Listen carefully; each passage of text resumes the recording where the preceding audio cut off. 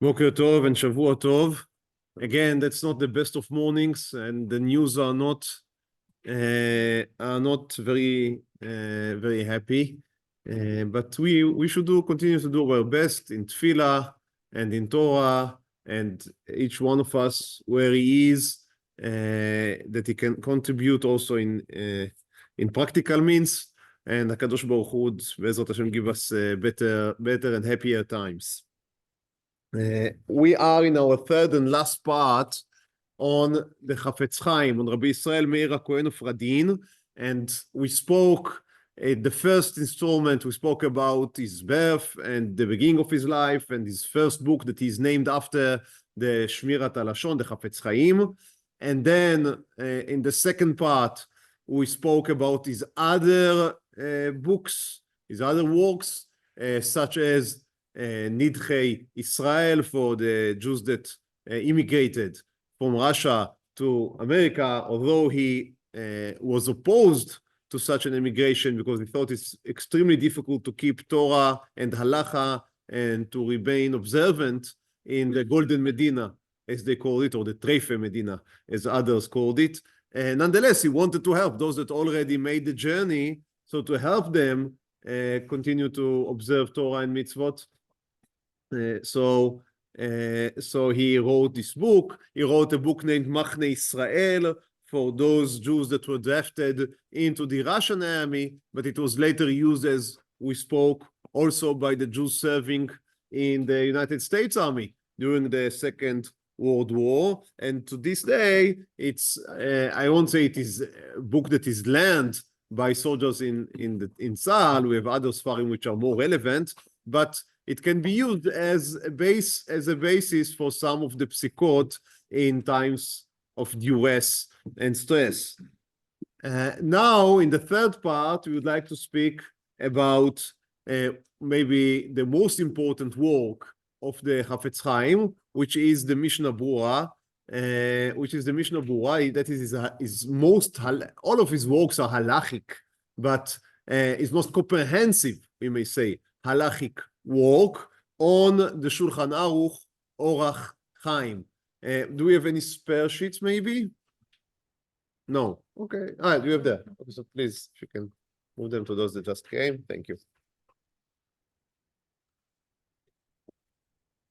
So the Rabbi Yisrael Meir Radin, the Chafetz Chaim, worked on the Mishnah Berurah and published it in 6 volumes, which is usually the way that is being printed to this day. It was printed in dozens, maybe more than 100 editions, the Mishnah Berurah, but it was published the first time between 1884 and 1907.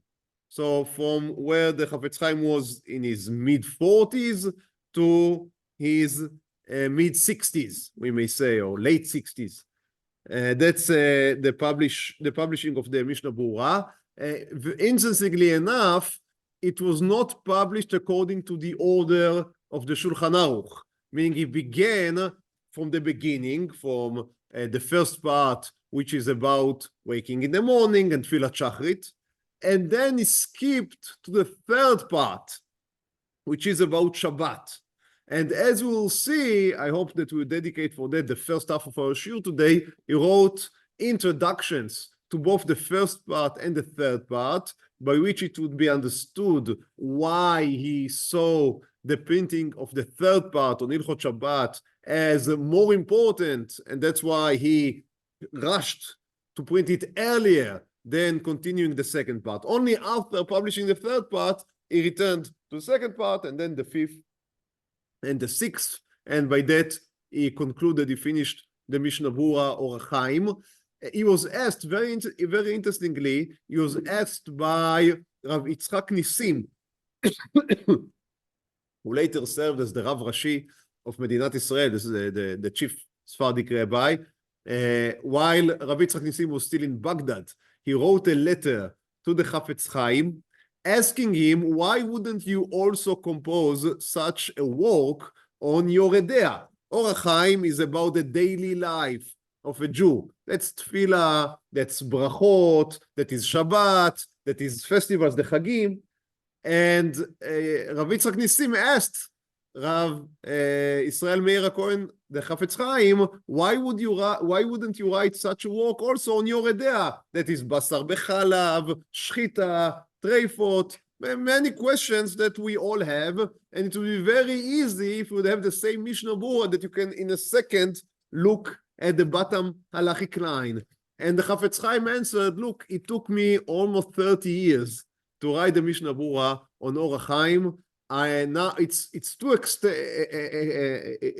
too difficult of a work. I'm very old now. He was, as I said, he was 70 and more when he finished the Mishnah Berurah on Orach Chaim. I do not want to take upon myself such a project for the Yoreh De'ah. That's what he wrote to Rabbi Yitzchak Nissim in a letter. We also have an interesting testimony by one of his students that also asked him, why wouldn't you write such a work on Yoreh De'ah? And the Chafetz Chaim answered to him a different answer. To him, to the student, he answered, look, when I published the Mishnah Berurah Chaim, they called it the law of there is a law of misintended consequences. That sometimes you do something and you aim for one thing, but there are results that you did not think that would occur. So he said one of the results, the consequences of publishing the Mishnah Berurah on Orach Chaim is that people do not learn anymore the old Mefarshim. They only see, because my Mishnah Berurah is bringing everything in short, then it's much easier to see the Mishnah Berurah than go back to all the old sources. I do not want to do the same to the Mefarshim on Yoreh De'ah. So that's why I do not compose such a Mishnah Berurah on Orach Chaim. Excuse me, on Yoreh De'ah. Now, what is the real answer? I guess both. Also, it may be that to his student, he felt more openly to speak about also some of the shortcomings, maybe, of finding the Mishnah Berurah, which he didn't want to write to Baghdad, to a Chacham that he never met personally, or maybe any other theory that you can think about why there are two different answers. Be it as it may, as I said, I think both are correct, and both are, I think, a testimony to his greatness and to his understanding of his abilities, but also to the understanding of his limitations, both in the sense of age and also in the sense of I do not want to completely overshadow everyone else. So that's the Mishnah Berurah on Orach Chaim. Now, it's also interesting to note that he didn't write it alone. He was helped by both his son, who also wrote the Meir that we quoted here a few times already on his father, the Chafetz Chaim. You can find this biography on Hebrew books. This is called Toldot HaChafetz Chaim by his son.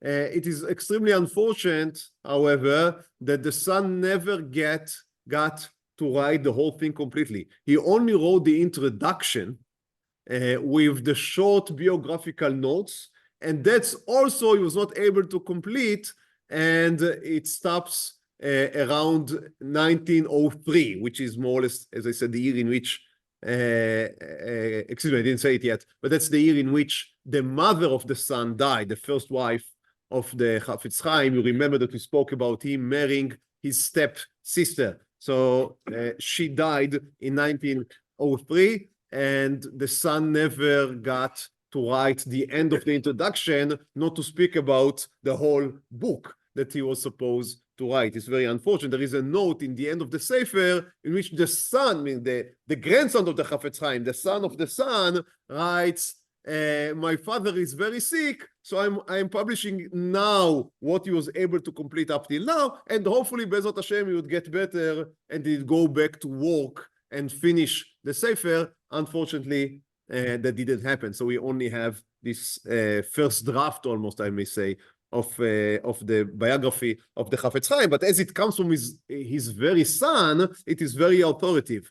So in this biography, he writes that he himself and also the son-in-law, being the husband of one of the daughters of the Chafetz Chaim, were both heavily involved in writing the Mishnah Berurah. The way it worked is that they would either learn together bechavruta, and then the Chafetz Chaim himself would write the Mishnah Berurah, or some of the simanim, really, he gave them, he outsourced it to them to write. Obviously, they learned and they consulted him in difficult questions, but they wrote it, and then they gave it to him for checking it out and stating it out and publishing it. And he says, that's extremely interesting, that there are some rare contradictions in the Mishnah Berurah that happened because some of these difference of minds were not straightened by his father, maybe because he didn't feel confident enough in his opinion to completely to reject the opinion of the son, or maybe he didn't notice, or for any other reason. So there are some, again, these are very few and rare, but there are a few contradictions which are the consequence of this way of working. And nowadays it became very common. Almost all of the great projects that were published in the recent generation are all the product of shared work. So, for example, the Sutenstein, this commentary on the Gemara that opened the Gemara for, I think, hundreds of thousands of people, maybe more, both in English and in Hebrew. So that is not the work of a single person. There is not even a single editor. That's a very big, there is a very big koilel of guys, it's not guys, it's rabbis, very important rabbis, sitting and translating and commenting and explaining, and then they gave it to editors, and the editors had editors for editors, and it's a very big project. So they were able, one person I don't think is able to complete such a work in a lifetime, and even if he could have, then it would have taken a generation. And they were able to do it in 20 years, I think, or 15 years, very quickly, if you take into account the greatness of the work, or others' work of that scale. The Encyclopedia Talmudit, which I hope that we'll be able to speak about through one of the persons. So you can see here, the Encyclopedia Talmudit, that is...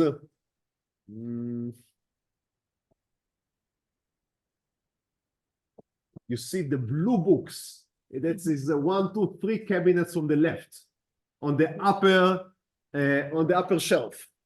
So that is the Encyclopedia Talmudit. They reached just a few months ago. They reached the 50th volume, and that's a project that is in work for the last 80 years, if I recall correctly. And as you can imagine, like any other encyclopedia, it's the work of many people, and again the editors were changed because people passed away in 80 years. So again, that's and that's the nature of great projects. And the Mishnah Berurah is not like the Encyclopedia Talmudit, and it's not like Sutenstein. It's the work of one person, which is Rabbi Yisrael Meir Radin, but he was indeed helped by his son and his son-in-law. He printed the work, as I said, in 6 volumes, and he didn't take any copyrights. He said anyone that is interested may photocopy and sell not only for his own use, also to sell the books on one condition, that two conditions, basically. One, that you are not allowed to change anything. B, you must give 4% of the proceedings of your gainings, you must use in order to give free copies of the Mishnah Berurah to shuls and to yeshivot. So that's A, again, because he did it for the sake of the nation, and B, that is an excellent way also, obviously, to publish the Sefer, because it was a hit, an instant hit, because he was already a great authority. When the Mishnah Berurah was not what made him famous. He was already famous. He was very much known when he published the Mishnah Berurah, and it was an instant as a best, as they said. Now, I saw a few books in last years that they print the first copy, and they already write to you in the advertisements, in the pre-sale, that it's a bestseller. So I am not sure how they are able to know that. I guess maybe by pre-orders. I don't. It's paid for. It's Paid for. yeah. So it's a bestseller. Before it was even published one book, but but the Mishnah. But the Mishnah Brura was really an instant bestseller.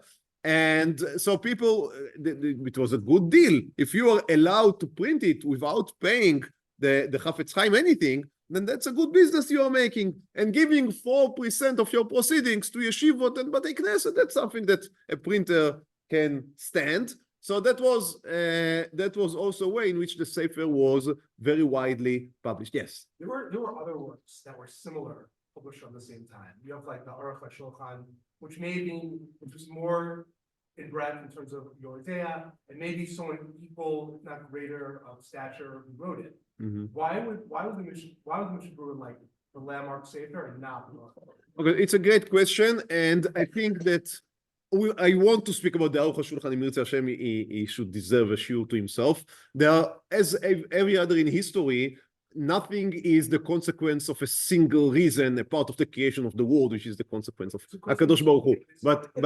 But anything else is a consequence of many reasons. So I would state what I think are the main ones. Obviously, there are others. The main one is, as they say, Akol talui b'mazal ve'afilu sefer Torah sheba'ichal. So in Jewish world, and I guess it's the same in the classic world or in any other world, what had become a landmark, as you say, or classic, is not necessarily because it is the best. Sometimes these are questions of luck. Obviously, if something became a classic, then it is one of the best. But is it the best? Not necessarily. So that's one. Luck has a very great fortuna, as they say, has a great hand in everything. A part of that, the Chafetz Chaim, I would disagree that the Aruch HaShulchan had the same stature as the Chafetz Chaim. The Chafetz Chaim had, I think so. I think so. He had, again, I have no gdolometer. I cannot measure the greatness or the Torah scholarship. All of these people are much beyond my pay grade. Right? So everything that I'm saying is just the way that it was being understood. So the Aruch HaShulchan was very important in his own place and in his own sphere, but the Chafetz Chaim had a much wider net, you may say, all over Europe. And I mentioned that Rabbi Yitzchak Nissim sent letter from Baghdad to Chafetz Chaim. So I think that he was more known than the Aruch HaShulchan. Also, I think that his psika is, in many senses, is more, I don't know if the conservative is the right word, but it is very careful. He's not trading into controversial areas. I think that was part of his personality. His psika is taking into account many sfarim, and always he's taking them into account. And he gives you their opinion, and he also gives you his opinion, while the Aruch HaShulchan many times he's creating his own path in the sugya, which you may find convincing, yes or no, but it's his own path, and many times he would not give you the other explanations. And lastly, again, all in comparison to the Aruch HaShulchan, the Aruch HaShulchan, I think it's a more appealing book for Bnei Yeshivot, because he begins from the sugya and explain everything. But if you are a Baal Habayit wanting to learn with Mincha and Meiriv, what is the bottom line of what you should do? The Mishnah Brura is more helpful. You don't want to begin to learn the sugya in the Gemara and how the Rambam explained, how the Rabbi explained, how the Ritva explained. You want to get the bottom line, and as many bottom lines as you can achieve in one session between Mincha and Meiriv. So the Mishnah Brura was more practical. The Aruch HaShulchan, I am not sure what was the exact audience that he was writing for, but it's not necessarily the average Baal Habayit. While the Mishnah Brura, he writes it, that's exactly who he had in mind. The Lithuanian Baal Habayit, not necessarily someone that is completely knowledgeless, but someone that is interested in halacha, that has some basic knowledge in halacha, that is able to read Hebrew, and you are ready to go. the Aruch HaShulchan demands much more. So all of these reasons contributed to the more general acceptance of the Chafetz Chaim, Mishnah Berurah. Another thing which is pointed out by some of the people that study these questions, I'm not sure it is correct, is that the Mishnah Berurah was promoted, we may say, by both here in Eretz Yisrael, by both Rav Kook, who was it's very interesting. The relationship between the Chafetz Chaim and Rav Kook are very interesting. There are many letters that they exchanged in matters of halacha and otherwise. The Chafetz Chaim was an acquaintance of the Aderet, which we spoke about a few shiurim ago, and he was the father-in-law of Rav Kook, if you remember. And the Aderet, so when the Chafetz Chaim wrote the Likutei Halachot, his Halachot on Zvachim, which we spoke about last week, he sent it for the Aderet to write his Askama. And the Aderet was not able to write the Askama, he was sick or something, so he asked Rav Kook to finish it. So the Chafetz Chaim has an Askama of Rav Kook on the Likutei Halachot, extremely interesting. Also, he wrote a few letters to Rav Kook asking for help, because Rav Kook was already a Rav Rashi here in Eretz Yisrael. That we speak about, obviously, later years, when the British were already ruling the land, and Rav Kook became the Rav Rashi of Palestine, of Eretz Yisrael. So he was able sometimes to pull some strings in order to get certificates or for other reasons. So the Chafetz Chaim would write to Rav Kook in order to ask for his help in different matters. Rav Kook was promoting the use of the Mishnah Berurah here in Eretz Yisrael because he was a great admirer of the Chafetz Chaim, and also the Chazon Ish, from the other side, you may say, of the Orthodox spectrum, also said that the Mishnah Berurah is like the psik of the Sanhedrin, and it should be accepted by everyone. So when you have the Mishnah Berurah being promoted, being pushed by both of these great authorities, then you have all, at least in Eretz Yisrael, all the gamut covered. So here in Eretz Yisrael, the Mishnah Berurah became the accepted authority. And according to what I understand, again, from the people that studied this question, then in the United States, it was not so accepted as the bottom halachic line, but it came from Eretz Yisrael to Chutz La'aretz in this case. As it happens, sometimes there are mutual affections from one side of the ocean to the other, and in that case, guys that went to learn here, or rabbis that came from Eretz Yisrael and got to the United States, brought with them this idea that the Mishnah Berurah is the Shura Acharona, is the bottom line, and it was accepted. And nowadays, I understand that in the United States, it's as accepted as here, that the Mishnah Berurah is the bottom line, which was not necessarily the case when you see the Feinstein, right? In the Igot Moshe, the Mishnah Berurah is a very important sefer, but it's not necessarily more important than the Pri Megadim or many other important Sfarim. But nowadays, I think it can be said very, very clearly that Oi is accepted as the Posek Acharon also in the United States. Okay, so that was a little a long answer, but it's an important question. Another last note before we begin to read Chafetz Chaim own words. So one last note on the Mishnah Berurah. There is a very interesting article that I think I already mentioned here by Professor Chaim Soloveitchik, the son of Rav Yosef Dov Soloveitchik from YU. And Professor Chaim Soloveitchik wrote a very interesting article named Rapture and Reconstruction. Rapture and Reconstruction. And as you can hear, it was written in English. In the recent years, they published also a Hebrew version, but it was written in English. And in it, he claims that the Jewish halachic life moved through a great transformation in the last 100 years. Why? Because it used to be for thousands of years, for millennia, that the way that a Jewish child would become a Jewish adult, meaning an observant Jewish adult, is by mimicking his parents, right? Mimetic. Yeah, so that was a mimetic way of life in which you are growing up in a house, you see how your father behaved, and you do whatever your father did. And for the daughter, you see what your mother is doing, and you do whatever your mother is doing. Now, you can learn Torah, which is very interesting, but even if you read something else than what was happening in your house, you do what your father did, because your father is your connection. You are reading the Sefer because of your father. You're not following your father because of the Sefer. That was the simple assumption. However, in the last 100 years, for different reasons, it became to be that the Sefer, the text, became more important than the custom, than the minhag. There are different reasons.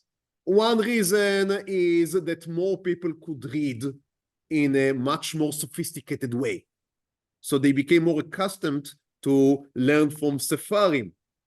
Also, just in the general world, it was not such, it became that the assumption that earlier generations knew better, which was the traditional assumption. That is what is meant to be a traditional, that is to believe that the tradition has the truth. But as in science, Aristotle was rejected, and tradition is not anymore what is important. What is important is what can you prove. So also in halacha, what can you prove from the Gemara or for the Rishonim became more important than the tradition.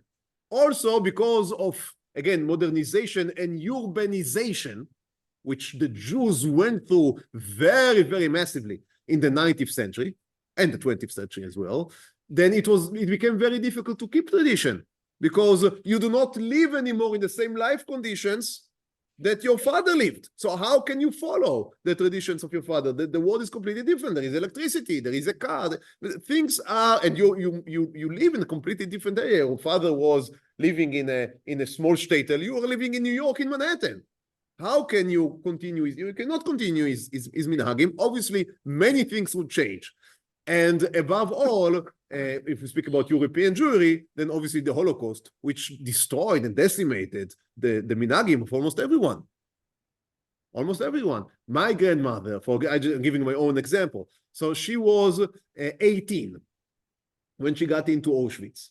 So she saw things from her parents' home. She lived through up till the age of 18. She was not married. Up to the age of 18, she was in her parents' home. But then she had a few years in Auschwitz, and then the other camps around it, and Baruch Hashem, she was saved, and then to Cyprus, and then to Eretz Israel, and when she established her home here, it was not a follow, or not a simple continuation of the home of her parents, even that she wanted to be observant, and she did her best. There were many things that she didn't know. And on top of that, it's communist Russia. And communist Russia, obviously. 2 million Jews. 2 million Jews without any tradition. So we may say that the chain of tradition was attacked in many angles, and I try to describe the major ones of them. And what it caused was that the importance of books became much, much more important than ever in the history of Jews. And the Mishnah Berurah fell exactly, meaning it was the right book to be written in the right time. No other book could have achieved such a status, for the simple reason that no Sefer was able to reach such a status, because Sefarim were not so important. They were extremely important, but not so important. They were not the sole source of halacha. Nowadays, if I have a question, me for myself, when I have questions and my father was still alive, then I called him many times to ask questions. Although you may say more yeshiva years than what he did, but it's of no importance. If there is a question that he had a minhag, then I want to follow his minhag. However, in many things, his minhag was not necessarily the minhag of his. Again, he knew his father, and his father is buried here in Israel. His father, they live in Romania, and they were able to hide through the Holocaust. But however, again, things changed greatly. And many things, the minhag could not continue. So for me, many times I have a question, what do? I open a sefer, as I think many of us. So the Mishnah Berurah serves a role that was never served to such an extent by any other sefer before it. Well, On that point, I mean, Mhm. looking at the Chafetz Chaim's self-criticism, but maybe looking at it a little bit to the left. I mean, one of the whole discussions also is the Mishnah Berurah was kind of the finalization of the codification of oral Torah away from oral Torah, which is not meant to be written down initially, and therefore conceptually it significantly minimized potentially halachic development, oral Torah development, etc.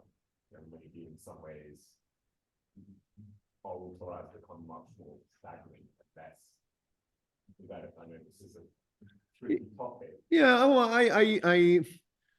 while there is some point, obviously, to this critique, the truth is, and the history of oral Torah is, that no one that ever tried to create the final version of the oral Torah had ever succeeded. Even someone in the magnitude of the Rambam, who thought that he is creating, he called it the Mishnah Torah, meaning that is, he said, you'd only need to read the Chamisha Chumshei Torah and my Sefer, and you are ready to go. And meaning the shelves here are full of Sefarim that were written after the Mishnah Torah, and not only that, the Mishnah Torah itself had become part of the growth of the Torah Shebal Peh, because Sefarim were written on what does the Rambam think about X and Y and Z. I also just opened the Dirshu edition of the Mishnah Berurah, and you'll see how the Mishnah Berurah cannot become the last word in the word of halacha, and it cannot stagnate the growth of halacha, because that's just the way of the Torah is Torah Chaim, and it's growing because it's alive. Only dead things remain as they are. The Torah is vibrant, it's alive, and again, just open the Dirshu edition of the Mishnah Berurah, and you will see that for every daf of the Mishnah Berurah, they have a daf on the other side, complete with machlokot about what did the Mishnah Berurah wrote, what does it mean, from where did it came, what are the consequences. So I don't believe that you can close down the development of the Torah Shebal Peh. So for me, that's not something to be fearful of. One thing that some people claim, and also I think that I didn't read the Professor Chaim Soloveitchik in recent years, so I apologize. I think that also he has that he's more of a machmir because of this approach. Because if you have a minhag, you're just following the minhag. But if you need to give the halacha, and there is a minhag lehakel and minhag leachmir, you'd always be you will be more suspicion to being completely makel. So you'd say, hey, at least lechatchila, you should be machmir. So all of these, a sefer like the Mishnah Berurah has this tendency of collecting all the chumrot from all the minhagim, which to some extent is correct. However, we have to understand something. Every time you write a sefer which is trying to be universal to an extent, that would happen. If the Mishnah Berurah if the Chafetz Chaim would have wanted to write only to his own shtetl, then okay, so whatever they are being lenient in my shtetl, I would write it, it's allowed, and whatever they are being stringent, I would write it's chumrah, and that's the end of it. If you write to the whole of European Jewry, which is the way that the Chafetz Chaim did not see himself as writing only to Lithuanian Jews. He incorporated the Shulchan Aruch Harav from the Alter Rebbe, from the founder of the Chabad. Why? Because he wanted his sefer to be acknowledged at least by all Orthodox Ashkenazic Jews, maybe even dreamt about it being accepted by some of the Sephardic rabbis. There is some chida that he threw in. However, that seems to be, I mean, that would be extremely difficult. I think he knew that. But he intended, no question, he intended his book to all of Ashkenazic Jews.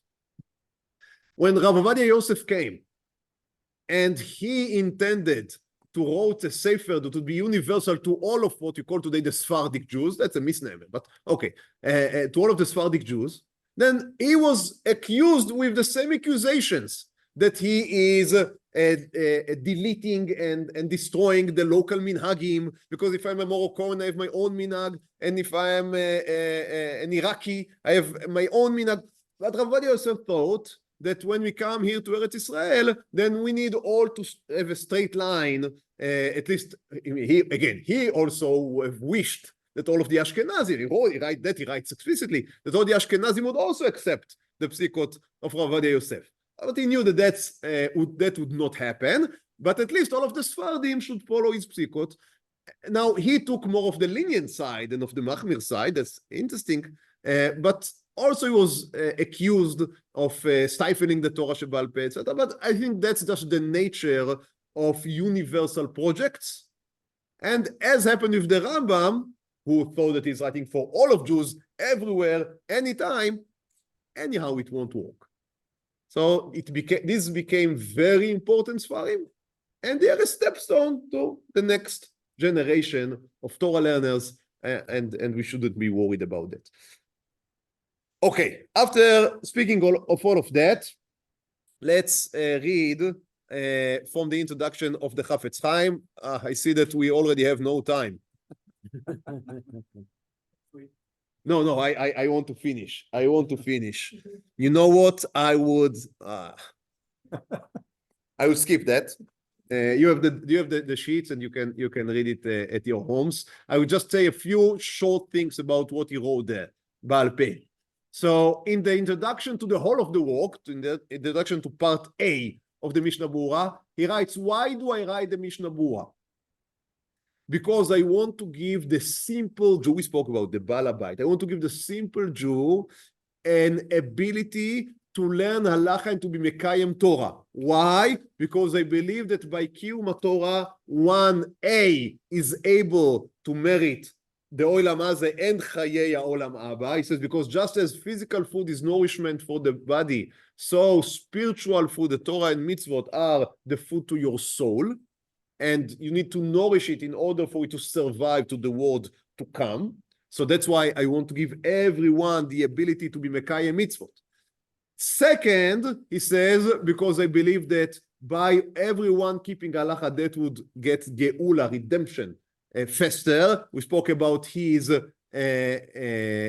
emuna in geula and his attempts to get it as fast as possibly he can. So that these are the reasons that he gives. He says, but why do we need the Mishnah Berurah? Just read the Shulchan Aruch. What's the problem? He says, no, the Shulchan Aruch cannot be understood as it is, because the Shulchan Aruch gives you only the very last bottom line without the reasons. And without the reasons, people, A, do not understand.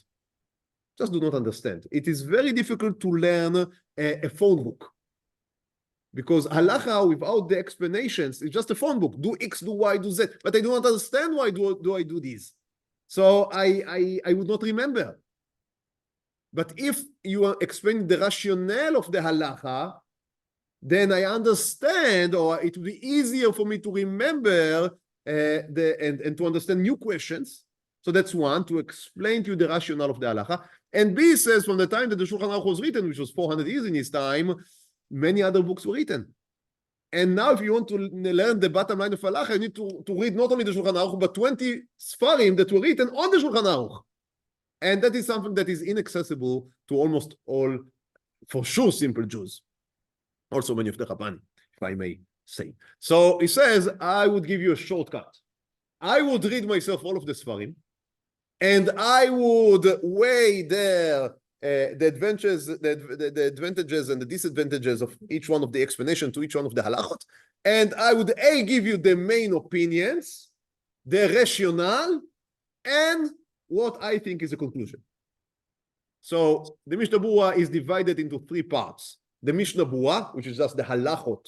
I mean, you have the Shulchan Aruch at the upper part of the page, with letters on the Shulchan Aruch that refers you to the notes of the Mishnah Berurah. In the Mishnah Berurah, he explains and updates. The Shulchan Aruch explains, meaning explain the rationale. Updates, meaning give you the psikot that were written in the 400 years after the Shulchan Aruch. So that's the main part of the Mishnah Berurah, called the Mishnah Berurah. The second part of the Mishnah Berurah is what he calls the Beur Halacha, in which he goes more in depth into explaining you the rationale of the laws, but you are able to read them separately. So if you do not want to go very much in depth, then you are able just to read the bottom lines. By the way, again, returning back to the question of the Aruch HaShulchan, there you do not have this separation. If you want to get to his bottom lines, you must go through all of the Beur Halacha, which makes it, again, much more difficult.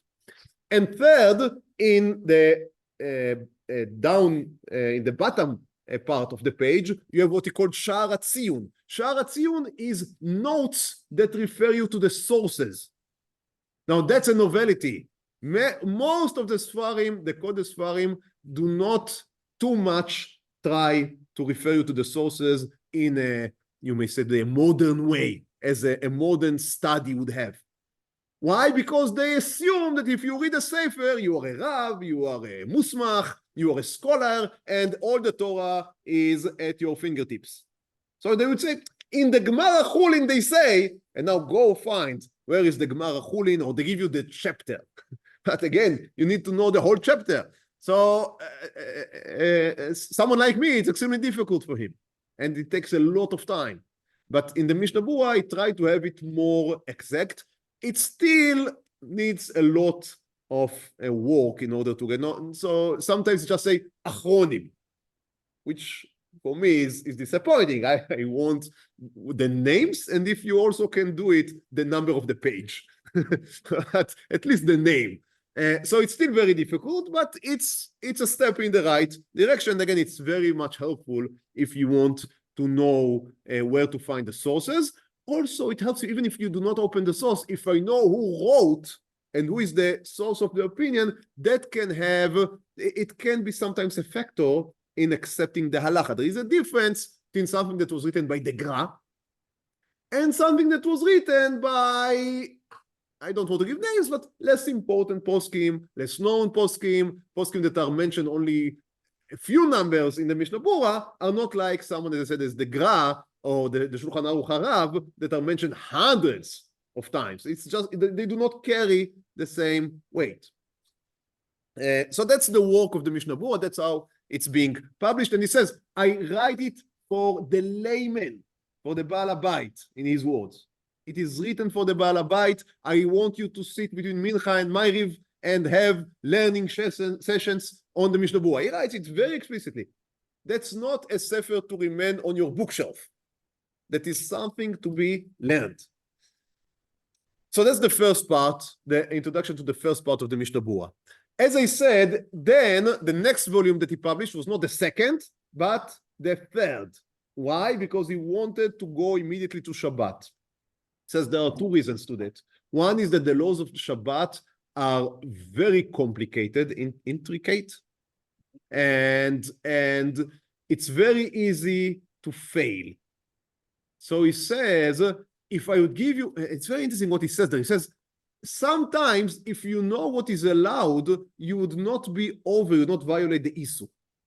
He gives you an example. Let's say that a candle falls on your Shabbat cloth, on your Shabbat mat. I don't know, the tablecloth. And it begins to take fire. So if you do not know the halacha, what would you do? You just take water and spill over it. If you completely do not know the halacha, then you'd let your house burn, the whole city would burn and people would die. So that is obviously, hopefully that's a mistake no one would make. But you'd come to take off the fire, which is fine, you are allowed to. But if you are unaware of the halacha, you just pour water on the fire. If you know the halacha, and if it's possible, you'd pour water near the fire, so the fire cannot spread over the tablecloth. That is better than on the fire itself. So sometimes knowing the leniencies helps. Not only knowing what you are not allowed to do, also knowing what are you allowed to do. It helps you. It may help you have a better Shabbat sometimes. He says, if you do not learn the halachot of Shabbat, it is extremely difficult just to get out of your house, because almost for sure you would violated one of the laws of Shabbat. And he has many examples. As you sit and you eat fish. So how do you eat fish? As you know, with the atzamot, the bones, right, and the problem of borer, of sifting. So all of these are questions. He says, if you do not learn, you would never know. And it's extremely important because Shabbat, the Gemara says that if someone, all of the mitzvot are important, but because Shabbat is the way that we testify that God created the world, if someone is in violation of Shabbat, is in violation of the most core principle of the Jewish faith. So it is extremely important for people to keep Shabbat, and he obviously, again, he quotes the Midrash, that if Am Yisrael would keep 2 Shabbatot straight, then HaKadosh Baruch Hu would bring the Mashiach. So again, you see his vision of Geula also taking a very important role. And he says, that's why I chose to write the Mishnah Berurah on Shabbat. I think I already mentioned in the last time that for some reason that is not, he didn't write it down as to best of my knowledge, he does not relate to modern questions. So electricity was already around in the beginning of 20th century, even in Russia in some places. He should have known, I am sure that he knew that there is such a thing called electricity. There were already responses that was written on electricity in his time. Nonetheless, nothing about electricity in the Mishnah Berurah. It's like it was written in the 18th century. Why? I do not know. Again, to the best of my knowledge, nothing about train cars. There were questions because trains were already going. So are you allowed to go on a train that a non-Jew is driving? Nothing. I'm not sure why. I'm not sure why. Maybe it's part of being this traditional and conservative. So no new questions. I'm sure that if you come to him to his study room and ask a question, he'll give you an answer. But in his Mishnah Berurah, I didn't want to relate to it. Maybe because these were new questions and the machlokot, the disputes were very sharp, he didn't want to get into the machlokot.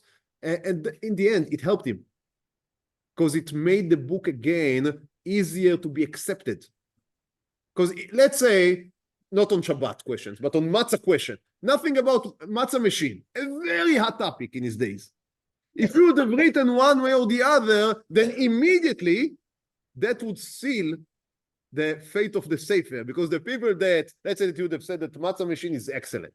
So the people that accept matzah machine, they would celebrate the Mishnah Berurah, and the people, all the Hasidim that oppose the matzah machine, they would throw it out of the window. That would be the end of the Sefer.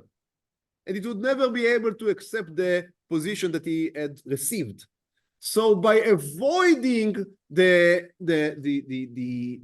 greatest machlokot, which in the end they are not so important. They are important. If you want to buy matzah now, you want to know. But in the great picture, these are not the greatest of the questions. So maybe that's a speculation. He never wrote, again, to the best of my knowledge, why didn't he relate to these new questions?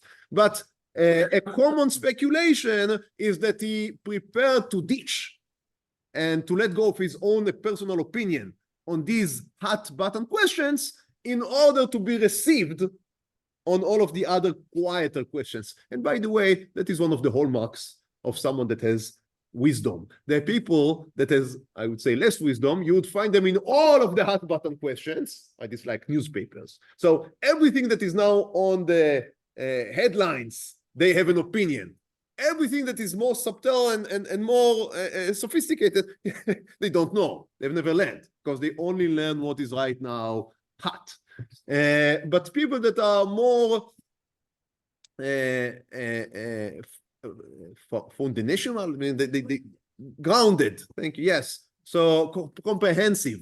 They are not necessarily interested in what right now is the latest version of AI and how does it relate to halacha, but they are also interested in that. But they understand that even more important are the roots questions, because in the end, the top-end questions would be answered by the root questions, which may be more quiet, but in the end, they are more basic and more important. So that is maybe why he decided to avoid getting into the hot button questions. Now, in the beginning of the 20th century, around the year 900, he intended to make Aliyah, because as you understand, he was very much in favor of Geula, of redemption, and he saw returning to Eretz Yisrael as part of this effort. Obviously, Russia and Lithuania were in very bad shape, the Jewry there. He understood it very well, and he didn't want people to go to America. So Israel became a very much of an option, not for many people, at least for him, and people that he wanted to encourage. They even bought a house for him, which stands to this day in Petach Tikva. It's called the Beit Chafetz Chaim. It's in Rehov Herzl in Petach Tikva. You can go and visit. There is a yeshiva there, Lumje. In this house. It's called the Beit Chafetz Chaim. They built it for him. Unfortunately, his wife, the first wife that we spoke about, became very sick, and passed away. I mean, he didn't want to go as long as she was very sick. And in 1903, she passed away, and he felt that he cannot go. I guess that he was, as you can imagine, he was sad and broken, and he didn't want to go. And so he stayed in Radin. And then in the next year, there were two great fires happening in Radin. In the first fire, almost all the houses of the Jewish community were burned to the ground, and almost only the court of the Chafetz Chaim and his son and his daughter's house were saved.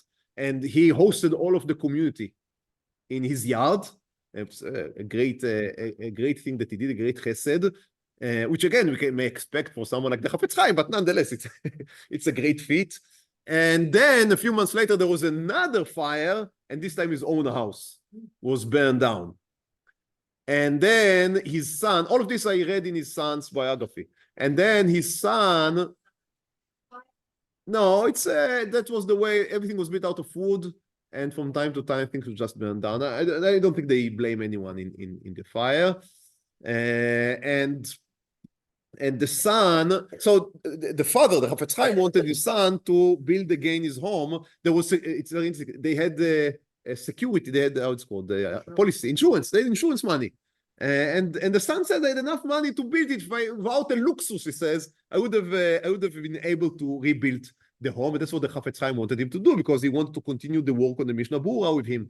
However, the wife of the son wanted to move to somewhere else, to Grodno, which was another Lithuanian city, bigger than Radin, I guess that's more modern. So the wife wanted to move. The son didn't want to fight his wife, and it's so interesting. So again, the son writes in his sefer, on the biography, and you see that he half regretted.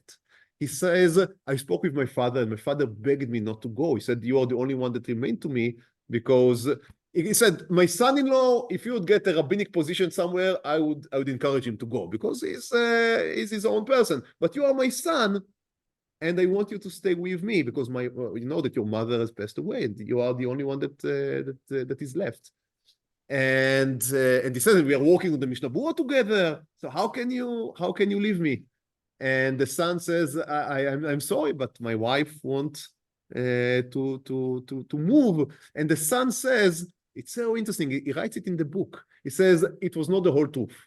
If I would have stood on my opinion that we should not move, then my wife would have accepted it. But I myself, and he says, for reasons that I keep to myself, I also wanted to move. And he says, maybe these reasons, it's so interesting. He says, he wrote it many years later, and you can still feel the ambiguity, the difficulty. He says, maybe these reasons were not good enough to leave my father alone. But nonetheless, that's what we chose to do. So he moved to, he didn't rebuild the house. He moved to Grodno. And the father, the Chafetz Chaim, decided, he was already 70, he would remarry because he didn't want to stay alone.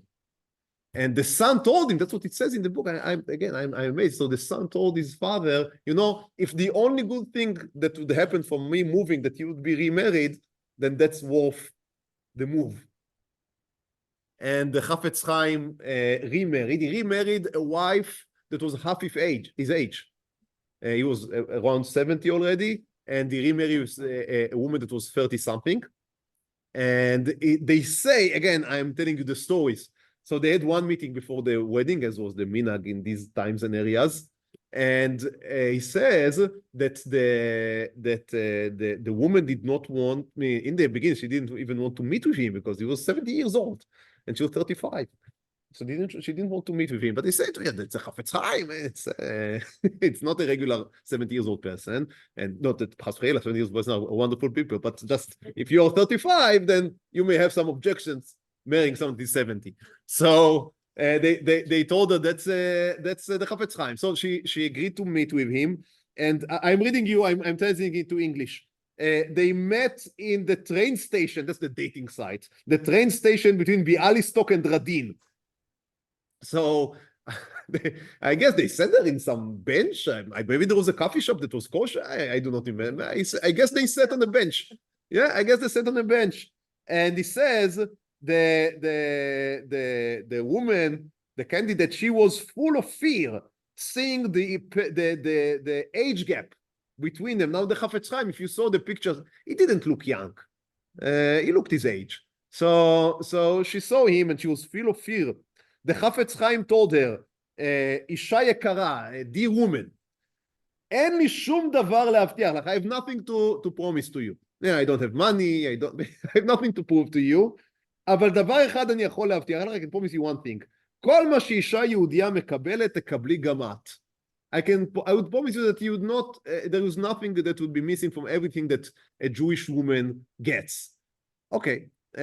So again, I guess that in the end, the factor was that he was the Chafetz Chaim. I mean, that's a one in a lifetime opportunity to live with such a tzaddik. And she says that when she saw the way that he was radiating, radiating, then she decided that she would marry him. And she gave birth to a son and a daughter from the Chafetz Chaim. The son is Reb Aaron HaKohen Kagan, who later was a rabbi in Montreal and in New York. And the daughter, which some of you, I think, have known, maybe her or her daughter, that is Feige Chaya. She was married to Rev Menachem Mendel Zaks that lived to 1974.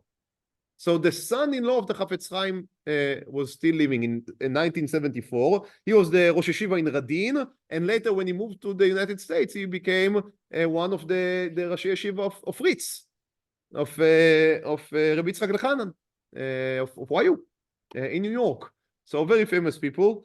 Now, as I said earlier, Chafetz Chaim opposed Jews immigrating to the United States, but we speak now about a later time. I mean, people were moving away from the Nazis, and obviously the Chafetz Chaim had no opposition with people moving to wherever they could move. So they went to the United States, and they said, some of you already told me that you met some of his offsprings in New York. So these are the people from the second marriage that you have met. In 1911, he publishes an extremely important position. Sarah Schnierer, which was a Polish woman, a Jewish woman, that held the position of Reb Shimshon Raphael Hirsch that women should also learn Torah, at least in our times. And she wanted to establish what we would call today, but she was the inventor of it, the founder of it, a Beit Yaakov network of schools for girls in Poland. Now, that was a complete movement from the traditional position, which is that girls are supposed to learn at home from their mothers. She said, in the modern era, it's just not enough. It is just not enough. And she went to the Chafetz Chaim, and the Chafetz Chaim gave a groundbreaking, there's no other way to describe it, a groundbreaking ruling. Again, it does not appear in the Mishnah Berurah anywhere, but a groundbreaking ruling, which is that he completely encourages her, and he helped her fund, he helped her with everything. He wrote letters everywhere saying, I support this initiative of founding schools for girls, and learning Torah in them, learning Torah shebechtav, learning Torah sheba'al peh. There were some people that voiced opposition because there are some opinions in the Gemara, some of them were passed by the Rambam, that women are limited from certain areas of Torah learning, and he wrote letters saying, being machmir in that is a complete misunderstanding of Torah and halacha, and you should encourage your daughter to learn Torah, and she should learn Torah, and she should remain faithful and observant, and extremely strong position, which obviously was grounded on two different motivations that came together. One is the importance that he saw in Torah learning, which we saw in any one of the introduction that we have read, each one of the introductions we've read, any one of his books. Torah learning was the most important. He's a Lithuanian Jew, so the most important thing in the Jewish life. So excluding Jewish women from that on the get-go is problematic. but you can live with that as long as they do not learn basically anything else also. But when modern world has come into view, and just in order to make a living, so people began to send their daughters, at least for 4 years, 6 years, in public schools. And public schools are not like in the United States, public schools which are, let's say, secular. Public schools in Europe means Catholic. So you must give them some inculation, you must give them something else. And that's why, now when these two positions got together, meaning basically wanting that women would learn Torah, and now also the times are calling for it, so he decided to publish this position, and basically on this position to this day, all of the Beit Yaakov and all of the Torah teaching initiations for women are, we've grown much from there, but that was the basis for everything. So a very important ruling of his. I think that if we try to conclude, because we need to conclude, then I think that if we wanted, that if we speak about one, we spoke about many things that he had left to us, many legacies. In halacha, we spoke about Torah learning, we spoke about women, we spoke about Lashon Hara. But I think one legacy that people wanted us to take with us is Achdut. In all of his efforts, he tried to advance the Achdut, meaning in the circles that he was held in, which are basically the Ashkenazic Orthodox circles. But in them, to make Achdut between Hasidim and Litaim, between avoiding Lashon Hara and Machaloket. He was one of the founders of Agudat Yisrael, which was supposed to be the roof organization to all of the Orthodox Jews. So all of these initiations had come in order to create Achdut in Am Yisrael, to the extent that some people say that the reason why HaKadosh Baruch Hu didn't let Chafetz Chaim to come into Eretz Yisrael and everything happened to him is because if he would have come to Eretz Yisrael, he would have needed to give his opinion regarding the question of Rav Kook against Rav Sonnenfeld and everything that was going on here. And HaKadosh Baruch Hu didn't want this person that was all about unity to become mixed into this type of machlokot, of disputes, and that's why he didn't come to Eretz Yisrael. He lived to an extremely old age, and in the age of Chafetz Chaim, so in the age of about 95, in the year 1933, in the same year that the Nazis took control in Germany, he passed away. And they say in the Gemara, they say it's in the Torah, in the Tanakh, mipnei ra'a ne'esaf tzadik. When evil is about to come to the earth, then HaKadosh Baruch Hu is doing a favor to the tzaddikim, and he takes them so they won't see the evil that is going to come.